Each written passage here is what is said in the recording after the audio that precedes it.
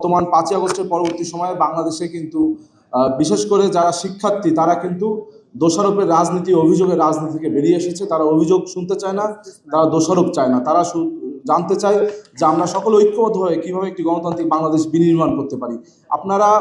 আমার মনে হয় বাংলাদেশের এক প্রকার জয় হয়েছে ডাকসু নির্বাচন অনুষ্ঠানের মাধ্যমে। কেননা 5ই আগস্টের পরবর্তী সময়ে বাংলাদেশ যখন গণতান্ত্রিক পথে অগ্রযাত্রা শুরু করেছে, তার প্রথম ধাপ ছিল এই ডাকসু নির্বাচন এবং তার চূড়ান্ত ধাপ হলো জাতীয় নির্বাচন।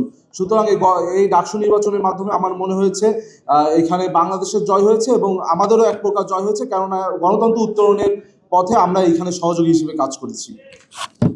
আরেকটি বিষয় হলো, আমি এই নির্বাচনটিকে দুইটি ডাইমেনশনে দেখতে চাই। একটি হলো, আপনারা দেখেছেন ইতোমধ্যে এই নির্বাচন অনুষ্ঠিত হওয়ার পরে বিভিন্ন প্রার্থী এবং ভোটারদের মনে বিভিন্ন সংশয় দেখা দিয়েছে, প্রশ্ন দেখা দিয়েছে, বিভিন্ন অভিযোগ দেখা দিয়েছে।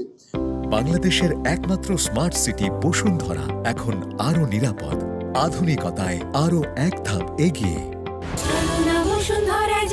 সুতরাং এই নির্বাচন কেন্দ্রিকতা যে অভিযোগ, সংশয়, অসঙ্গতি, সেই প্রশ্নগুলো কিন্তু সুস্পষ্ট জবাব দেওয়ার দায়িত্ব একান্ত বিশ্ববিদ্যালয় প্রশাসনের। এটা কিন্তু প্রার্থী হিসেবে কোনো বিজিত প্রার্থী অথবা বিজয়ী প্রার্থী তার দায় নেওয়ার সুযোগ নেই, বরং বিশ্ববিদ্যালয় প্রশাসনকেই এটা সুস্পষ্ট করতে হবে।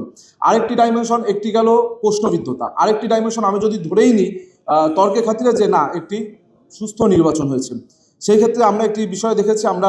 এটা একটা এক ধরনের আমাদের সেলফ রিয়েলাইজেশন, যে আমরা দেখতে পেয়েছি যে এখানে শিক্ষার্থীরা অনেকাংশে একটি জিনিস ভেবেছে। সেটি হচ্ছে, আমরা যখন 5ই আগস্ট পরবর্তী সময়ে, আমরা তো গত 5 বছর বা আমরা যখন যার শিক্ষা জীবন শুরু করেছি, আমরা হলগুলোতে থাকতে পারিনি।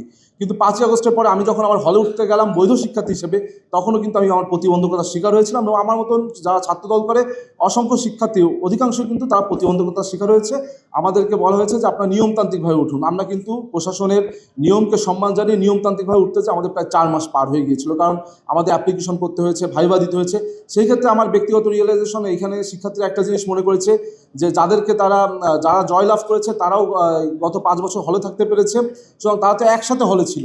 সেক্ষেত্রে তারা মনে করেছে তাদের কমফোর্ট জোন করব এবং ইনশাল্লাহ আগামী দিনে আমাদেরকে নিয়ে একটি ডিসকমফোর্টে তারা ভুগছিল, সেখান থেকে তারা সম্পূর্ণ কমফোর্ট জোনে আমাদের উপর আস্থা রাখতে পারবে বলে আমাদের বিশ্বাস।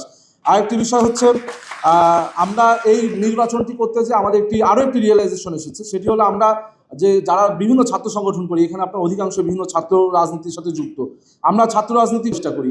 কিন্তু এই নির্বাচন করতে যে আমরা আরেকটি বিষয় দেখেছি, আমরা যখন রুমগুলোতে গিয়েছি, প্রত্যেক স্টুডেন্টসদের রুম টু রুম আমরা গিয়েছি, তখন দেখেছি তাদের যে সমস্যাগুলো, সেগুলো চিহ্নিত করার ক্ষেত্রে আমরা আরও কিন্তু বিভিন্নভাবে আমাদের চিন্তার দুয়ার খুলে গিয়েছে।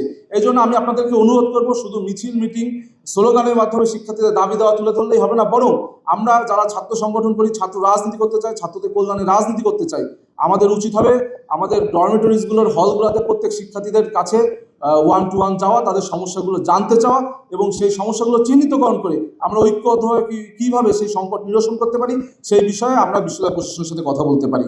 আরেকটি, আমাদের এক ধরনের আত্মসমালোচনার কথা উনি বলেছেন, আত্মসমালোচনা একটা করতেই চাই। আমরা জাতীয়তাবাদী ছাত্রদল অথবা আমাদের যারা এখানে বিএনপি স্ট্যান্ডিং কমিটির সম্মানিত সদস্য রয়েছেন, আমরা কিন্তু একটি জায়গা পিছিয়ে, সেটি হলো ন্যারেটিভ তৈরিতে। আমরা সকল শিক্ষার্থী বান্ধব কাজ বলেন, রাষ্ট্রের পক্ষে বলেন, বাংলাদেশের নাগরিকদের জন্য সকল কাজে কিন্তু আমরা এগিয়ে আছি। কিন্তু আমরা একটি জিনিস আমরা দেখছি যে আমরা ন্যারেটিভ দাঁড় করাতে পারছি না সোশ্যাল মিডিয়ায়, যেটি অত্যন্ত গুরুত্বপূর্ণ। আপনি দেখছেন এই নির্বাচনকে কেন্দ্র করে নির্বাচনের প্রথম আওয়ারে আমাদের ভিপি প্রার্থীকে কীভাবে মিডিয়া ট্রায়ালের শিকার করা হয়েছে। সেই মিডিয়া ট্রায়ালের মাধ্যমে আমাদের যারা অনাবাসিক শিক্ষার্থী, তারা যখন সকালে ঘুম থেকে উঠেছে, তারা আপনার বিভিন্ন ন্যাশনাল মিডিয়ায় দেখতে পেয়েছে যে ছাত্রদলের ভিপি প্রার্থী সে শুরুতে আচরণবিধি লঙ্ঘন করেছে, কিন্তু যেটা ছিল সম্পূর্ণ ইন্টেনশনাল এবং মিথ্যা। বরং আপনার গঠনতন্ত্র এবং আপনার যে গঠনতন্ত্র রয়েছে, সেখানে কিন্তু এটা রয়েছে আচরণবিধিতে, যে একজন ভিপি, জিএস, এজিএস তিনি ভোট কেন্দ্রে যেতে পারবেন। সেই ন্যারেটিভ ভাঙতে আমাদের 3 থেকে 4 ঘন্টা সময় লেগেছে, কিন্তু তার ভিতর তো ভাই 2-3 হাজার ভোট কাস্টিং হয়ে গিয়েছে।